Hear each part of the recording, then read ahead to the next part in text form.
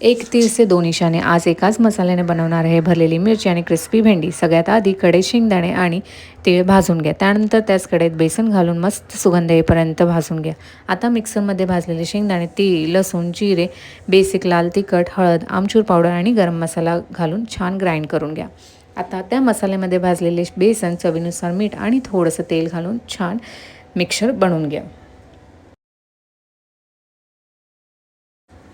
मी इथे मिरच्यांच्या बिया पूर्ण काढलेल्या आहेत. जर तुम्ही तिखट खाणारे असाल तर त्या मिरच्यांच्या बियांसोबत हे सारण त्या मिरच्यांमध्ये भरून फ्राय करू शकता. पॅनमध्ये तेल गरम करून भरलेल्या मिरच्या छान भाजून घ्या. मिरच्या मस्त सॉफ्ट आणि गोल्डन झाल्या की बाजूला काढून ठेवा.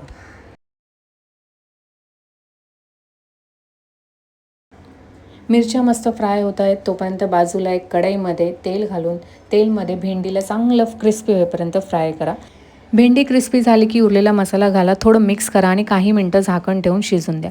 शेवटी दोन्ही भाज्यांवर भरपूर कोथिंबीर घाला आणि तयार आहे आपली भरलेली मिरची आणि मसालेदार क्रिस्पी भेंडी.